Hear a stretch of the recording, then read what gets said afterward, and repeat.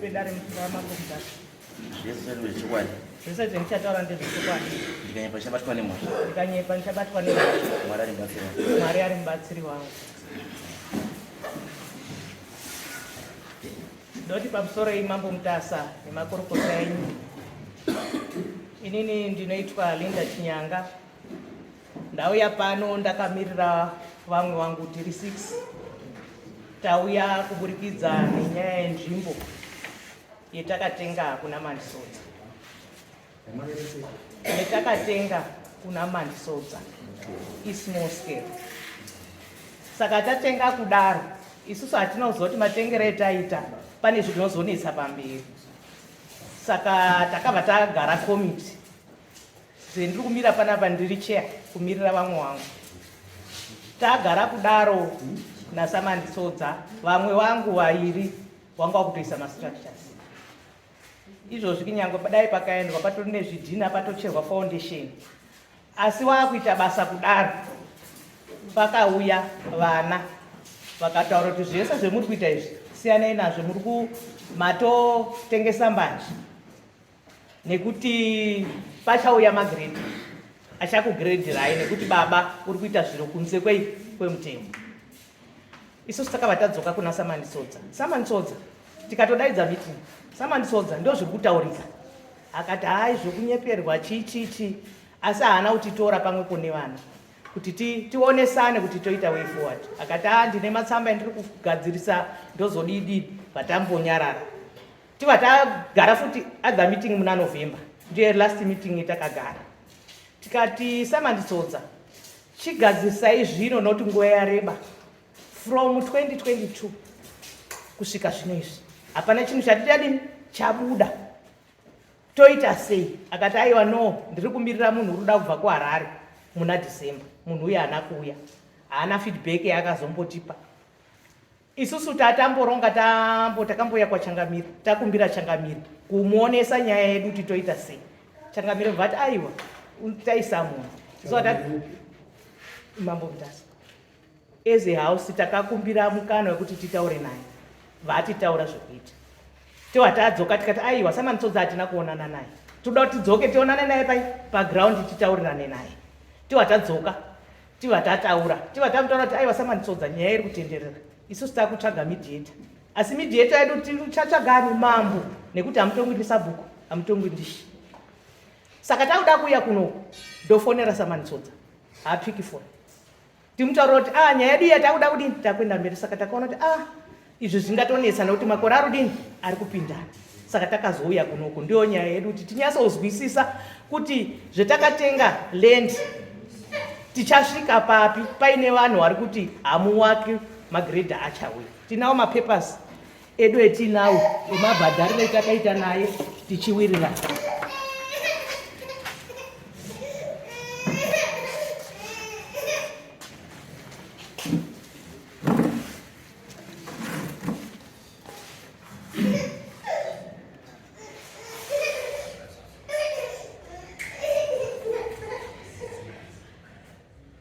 Wakatenga ku small scale. Matinganyika.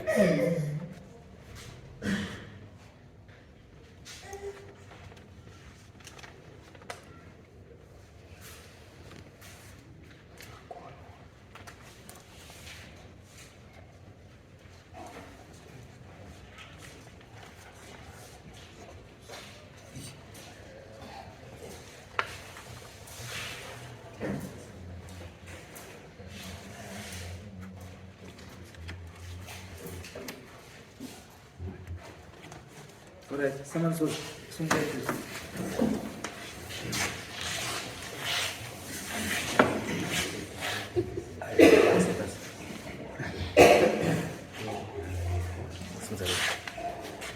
Ndamira pamberi pedare mambo Mutasa.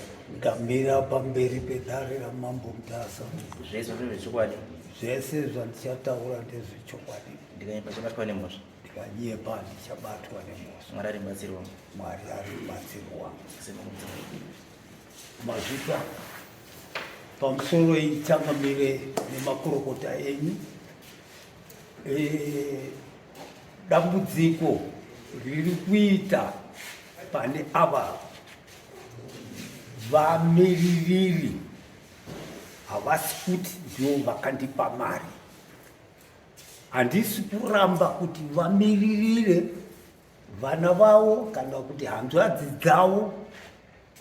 Dambudziko guru riripo nderekuti havasi kutrasta zvandiri kuvataurira, nekuti process yekutengwa kwechinhu vakanovhunjurura zvimwe zvandanga ndisingaziviwo inini kuti panodiwa surveyor, right?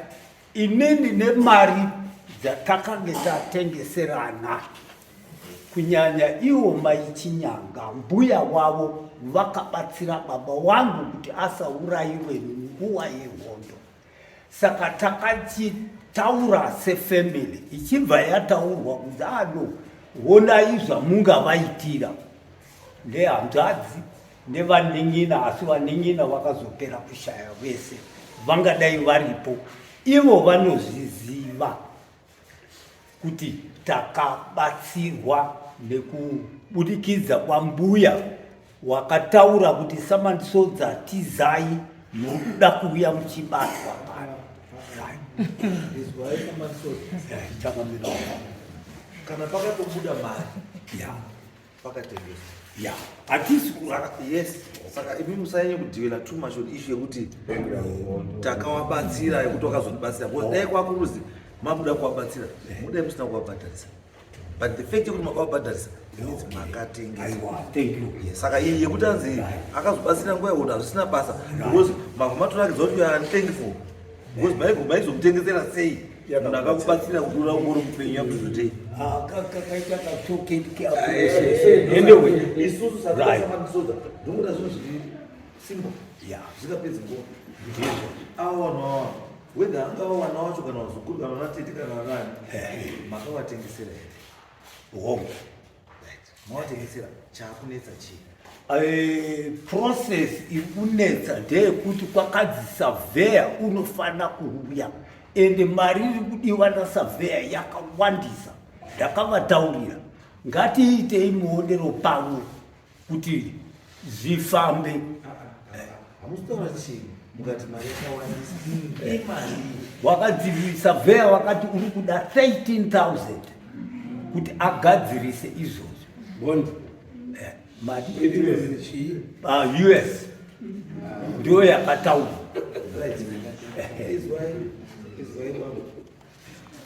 Chandanzwa inini paane dambudziko handi mari yasurveyor, inyaya yekuti one maakurambidza vanhu ava kuwaka pamakawatengesera, ndo dambudziko rekudi rekutanga.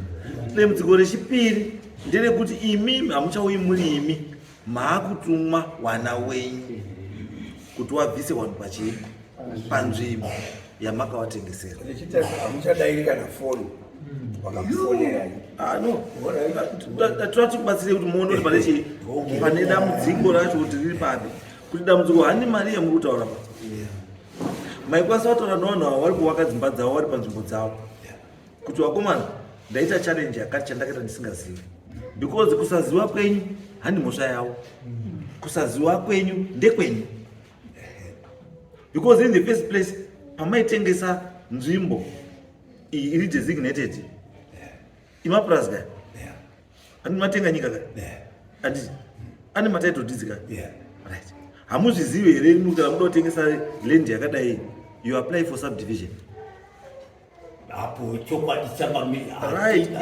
Ifamu iri rine matitle chi deeds hamutengesi unga mutengesa masende kumushaba anditi, because pada kuzikana kuti papurazi yakati mahectares akati anditi, kana muri kuda kubvisa mamwe mahectares muchiita sei maakuapply for subdivision anditi, kuti purazi rangu ndakuti divide rakadai iyi ndakutengesa. Saka maservice mari yemukutaurwa iyoyo imari inochargwa for that process kuti iitwe, because map yenyu yakufanira kuti titange kunyorwa futi panyowani, then vanhu vamuri kupa wese wakufanira kupiwa matitle deeds ani awo ari separate kubva pane yenyu.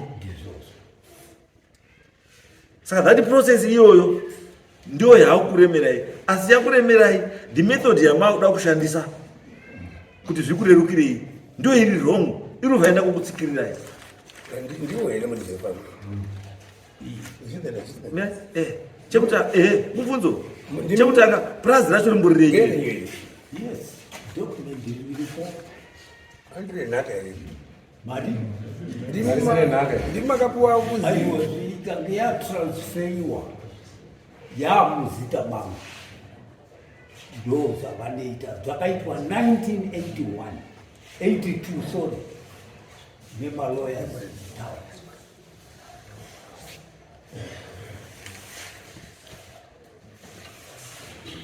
Wana wenye ulikuwa bapi? Wana wenye ulikuwa bapi? Kana ili plus. Ndo ziri kundishamisa kuti ivo havana kunditaurira kuti vakapihwa order yekuti kufana wana wenye. Wana wenye wali kuya sei kuzonezana neawa. Makataura neawa famu ndire nyinyi. Izvo havana chavakanditaurira kuzosvika. Ndazonzwa ndikati hakuna chakadaro. Ndekuti masisters wasara vari kuUK uyezve havasisina Zimbabwean citizenship, hakusina maBritish, havasi munhu. Saka asi wana ukugara nawo ere kuZimbabwe. Wana kugara yemagrade aka. One musikana ari pano anogara pamutsamba paari kuchengeta. Ndinotaura waenda kutaura namai apo. Wadipi? Ndo yatatu kuda kuti vakomana pasara 1 akasungwawo aita kamisarinyasi kake ari kunyazura ndokwari. Saka hapana uri pano. Hapo 1 ndiye ari pano. Mukomana? Musikana.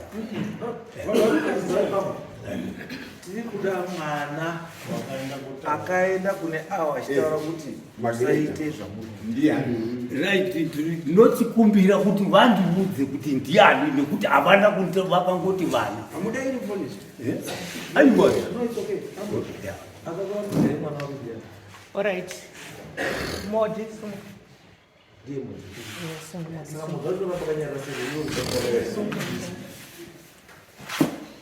Iwe ndo akastokoma. Musoro ichangamire. Ndokumbira ukutanga. Inini ndini modi.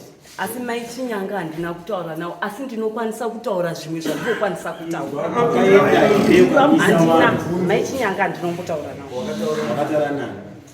Chakaita inini handina wandakataura. Handina. Pamusoro ichangamire. Handiti ndati ndauya ndakamira sachairperson wekumirira group. Handiti modi wakaenda pana spiwe chekuda. Utori nestructure angachera foundation zvese ivhu zvinoka ndai mukati mwana wanoona. Akasvika akataura kuti imimi hamuzwisisi. Ndakakuudzai kare kuti zvinhu zvemuda kuita siyana nazvo. Wanhu vari uko nekuti baba uri kuita zvinhu zviri kwake ega ende netitle deed haana. Ngeawo mataurana katizo ndino zvinodwa kuti. Ndokumbirawo kumbotsanangura. Aiwa. Spiwe chekuda ndakataura naye. Handitika. Chakaita kuti nditaure naSpiwe chekuda pane mumwe anonzi Tonderai Mashingaidze. Amene umwe munhu waimirira. Vari kufambira ndo vaifambira nyaya dzemasafaya. Kubva waenda kotaurwa kwaDC kunzi makatengeserana mbanje hamuna kuita paperwork. Inini nekurwadziwa namai chekuda vaibva pagwiriri. Kubva ndati mai chekuda madini kumbomira. Maona kuti zviri kuenda kupi because munoita loskai kaviri. Because vaita zvinhu zvavo ini nandisingatozvizi. Ndakaswera kunzwa nemakonzi vakatengeserwa. Inini pawakapanana mari handipazivi. Pavaiita zvinhu zvavo havanotombondidetsa. Asi ndinogara mavhumbuni macho. It's brother, you didn't move it there. It's not your father. Not his way. Prazi. Nderani. Prazi inini nhoroondo yandinoziva ngera Charles Deft Mandisodza. Sekuru. Kubva raenda kopuhwa Chipo Christian Mandisodza. Ava kubva vasara baba variwe mukomana mukuru. Baba ine 3 boys. Saka vanongoiti inherieta zvezvekuti uyu akashaika vanoisa umwe, vanoisa umwe, vanoisa umwe. Ndo pakazopinda baba Charles Mandisodza. handiti ehe Sakandira. mazira andinoita ini nemataurwa akuviri ifamily property Iri kupanga from generation. Zita niriponderani. aiwa zita riripo nderababa chinhu chiri kuitwa pasi on handi chababa wako ndechababa wako iri kana ndechamai wako iri ngechasekuru ndati chinhu chiri kuitwa pasi on ndechababa wako here chiri kuitwa pasi on ndechani ngechasekuru sekuru baba wani vanobereka baba wababongo aiwa kwese kwaudzwa handi kuba wozoonyepera kuti atsuro magenda but hazvibatsiri iwewe uchazosiyirwawo zvababa wako uri kana achida kana asingadi hadi you have got no claim to this farm because ipurazi rababa wake and ari kubenefita he is a beneficiary weestate yani yababa wake because according to this paper rakachisa kutaura zviri pachena iri bepa rakataura zviri pachena unonzwa ndingatanga kuverengera unzwe the deed of transfer in favor of Charles Mansoza. No all men whom it may concern that Middleton Julius Lawrence Jameson appeared before me registrar of deeds, he being duly authorized thereto by a power of attorney dated the 16th February 1981, drawn up at Amtari and granted to him by Charles Mansoza in his capacity as executor in the estate of the late Chipo Christian Mansoza. Duly authorized thereto, under and by virtue of letters of administration issued to him in Salisbury on the 5th of January 1981 by the additional assistant master of the High Court of Zimbabwe. And the appearer declared that whereas Chipo Christian Mansoza, hereinafter called the deceased, died at Amtali on the 27th of July 1979. And whereas Charles Mansoza is heir to the deceased estate by African law and custom. And whereas the aforementioned property is an asset in the deceased estate, and that he, in his capacity as attorney aforesaid, does hereby transfer to Charles Mansoza, born 25th June 1950, certain piece of land in the district of Amtali called Farm 81 Sonzo, measuring 47.7 hectares.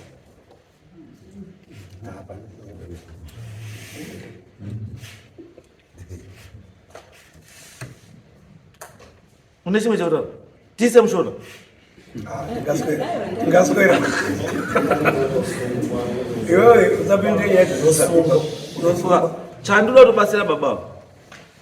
Yes pachiwanu chedu. Zvakanaka kuti wana mubasire baba mukuronga nekufunga nemuono. Andizvo. Asi kana takuenda panyaya dzemutemo idzi, muridzi wechinhu achipo.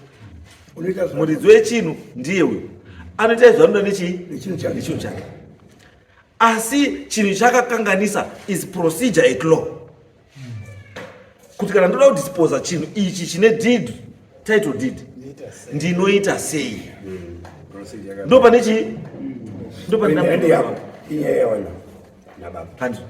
Saka chaanofanira kugadzirisa bambo apo, kuti aende anogadzirise kuti chinhu ichi ndakaendesa uku, part of this 47 point chakuti hectares, hapasina 47 point chakuti hectares, because pandaenda apo ndaona kuti we are talking of close to about 5 hectares ndo dzakabviswa. Mira, ndiri calculate. Mira, that's box issue. that shows a piece of land measuring 3 hectares. Yes, 3 hectares on it. When the chow scout. 3 hectares. Yes, it's 3 hectares. Yacho, that's 6.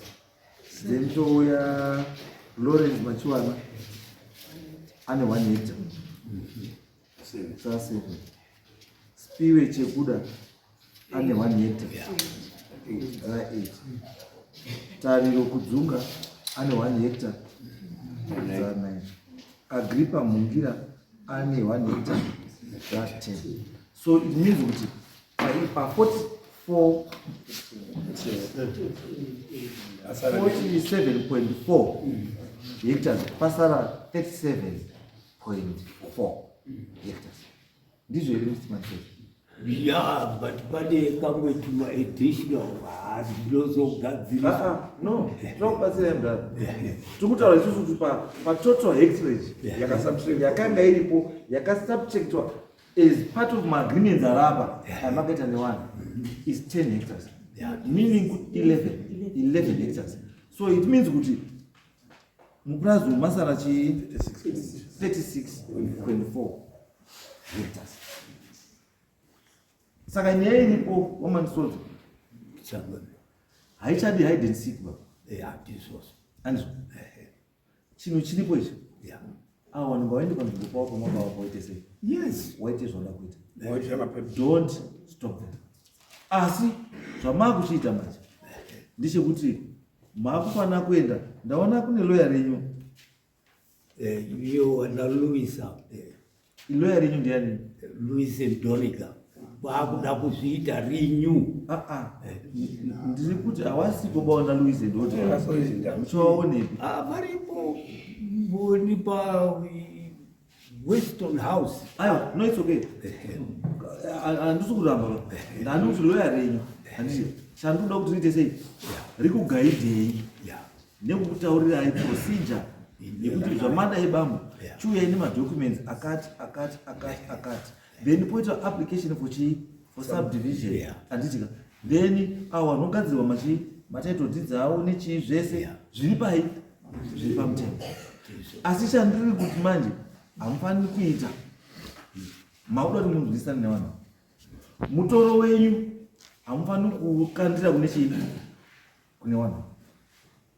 Mutoro wani wenyu zvekuti ndakaita ndisingazivi haisi dambudziko rani ravo, idambudziko renyu. Asi tiri kuti no, now that iwe nyangwe iwe wacho waona kuti zveshuwa mamuneti maidi mamaiziva andizvo mochigara pasi anditi mochionesana kuti ano hamuzi kuti vangazivi muri kudhimanda kuti wakomana kana muchikwanisawo ndidii mundibatsirawo mondidii mundibatsirawo. Asi not to throw a figure at them ekuti 18,000 kuti mubhadhare 1,000. No, because this is your baby. Ndii makatanga chinhu chenyu anditi because I know zvinoita vanhu chinokonzera kuti chinge chakuti makutanga kudhirika mafiti inyaya kuti pane hako yakuseri kwenyu. Achiti 3 hectares dzamakatengesera uyo 3,000 izvo zvizvi i12,000 iyo makatengesera uyo 1 hectare 750 i4,000 anditi. Saka imimi mukanyengedzwa nemafigures iwawo hazvina zvinokubatsira because date rirapa ndo rinokukwadzai. Pamakaita chinhu ichi price yange sichasvika ikoko and ndakonzeresa delay kuti chinhu chigadziswa hawasiwa nawo ndini. Yes, ipapo musarambe kuti handisi kuramba. Akonzeresa delay ndini. Makanyora agreement of sale nechii zvese makaita andisika, but pamakanyora agreement of sale nechii zvese zvaifanira zvakaitwa before lawyer renyu richiita zvese izvi richikutaurirai kuti chadai. And even pamakaita zvese izvi musati maita izvi maifanira kuita application first for subdivision mavapirwa maconditions. Ndo zvaizokugaidhai kuti land yenyu mari yamuda kuitengesa inoenderana here nemari iri kudiwa uku kumaseva akamugona makada mari yemhamba kana kuti mari yemadzimai handiti chopu chopu asi musiri prepared now kusangana nezvo makusangana nazvo imimi yangu chete rimwe wepekuti imimi bambo endai mugadzise chinhu ichi handiti kana muda kuti kubatsirei isu tokubatsirai tokupinzai mumaofisi ekuti aregularize this thing mugare zvakanaka nevanhu vanhu wake mudzimbambe pamakavapa zvakanaka mugadzirisa asi imwe advice yangu ndekuti endai futi imi musababa endai mogare pasi nanatokasa umwa chanzani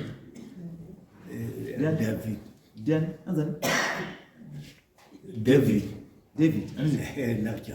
nani Jawelin. Yes, garai unawa pasi wana wenyu hapo wanokuwa yo masana ikuti moita sei rather than mungu dispose lendi giwe ya kuti sei garai pasi ne wana wenyu wanokubatsirai. Yes, in other words ndechenyu yes ndechenyu asi munoda kubatsirwa ende wana unokwanisa kubatsirai muchokwadi tivava wana wenyu hawambo kurasisi ndizvo chaka sikuona izvi zvinoita kuti nyaya yemari iyi mari hamusina bai mai wakashaika 28 ndo pane dambudziko ipapo makaito maakutodyiwa pamupita nekuwatsoka mari takavini dai ndatowane mukadzi asi hamusaiti mukadzi wavo hamusina mari pamusoro pamusoro inini manditi mwana asi vachiberekwa vakaberekwa vari 3 boys zvokuti ini ndaikumbirwa kuti vana vanin'inawo vange vari panapa vawirirane nekuti inini ndikaita wakaberekwa vari watatu asi munhu akapiwa land i1 tinozochengeta mirai ndati munuzana wasanazo ndiripanzwisisa zvakafanana kuti baba akafa hamuchazivi kuti pa36 dzasara idzi paari kufa ari kusiya nyuna uiri yekuti ari kunoita inherit disdiyani pakati penyu muri wangani ndo pandikutaura kuti imimika don't drag in wanhu wasiri papi wasiri apa because mauda kukireta chi problem because chinhu ichi chine munhu akachipiwa pamutemo asi zviri kwaari nawo handiti semunhu mukuru anofanira kufunga ndopandati chimubatsirai kuita sei kufunga kuti baba pa36 dzasara handizvo isusu ngatisare ne20 idzi dzimwe 16 idzi handitika ngatiti kwababa munini chenai 8 hectares kwababa munini jobo 8 hectares uruzwa mafungirangu ndokuti mafungirangu echi1 asiri mafungiro emutemo andikausanduta isusu kana tiri muno ndoita zvechiwana ivi nyange ukaona panapa zvataurwa panapa zviri kuzi Charles akapiwa dhinizi pachishandiswa chii handiti and when I as Charles Mansoza is heir to the deceased estate by African law and custom ndochiwana chatutaura saka iye kana akashandisirwa chiwana kuti awane iye ngaashandisewo chiwana kufewo chi kusheya nechi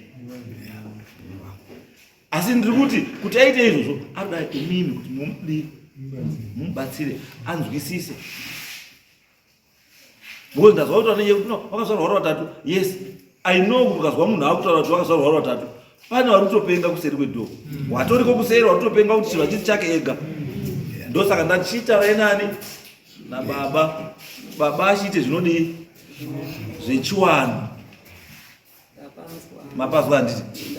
Chiendai mukubatsire baba. Baba kana muine pamuda help yekuti mapepa muite zvakanaka. Tinokubatsirai zvinhu zvoita zvakadii. Asi awawo. Chirega waite basa rawo zvinhu zvavo zvada kuita pane pamazvo makawa. Dambudziko racho vanonyanya kuteerera mafungwa. Nekusatrasta. Waita handina document iyi. Uchiratidza teacher, a qualified teacher. Akatadza kuverenga content kusvikira Tsangamiri ndakutorera peace order kuti wishandiki newe nekuti dambudziko guru ranga riripo panga paine hide and seek watifunga ndiri kuwanyepera indiyeti ndiri kuprocessa kuti zvinhu Tsangamiri zvifambe nekuti title deeds haiuyi overnight iprocess inenge ichidiwa handisi kurapa zvine ivo vakutanga kuti vanopihwa iripo leno tichavaitira vese zvosara nepangu pane mansion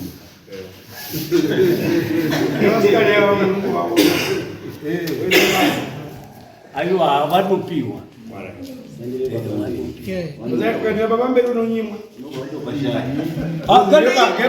kana iwo vana vemuninyina kana vevaninyina vangu vakasauyawo neproper channel ati izvozvi pagwara baba vangu pakaputsirwa hari kuti inini ndifi handitofa saka haukemiwa absorb vanhu vakadai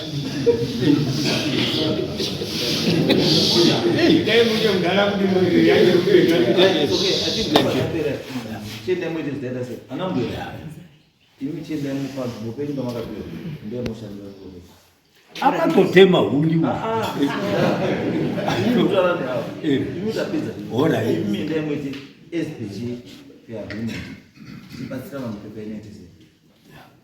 Alright, tatenda asi tiri mune mapepa kaya muchatipawo panapa etinongwa kuita no mapepa muno panonyowa chacho. Alright. Motaurwa kuti ataurwa zvekuita. Alright. Alright. Ndiyati kuti mimi kuenda kugara. Alright. Chienda here. Maita basa.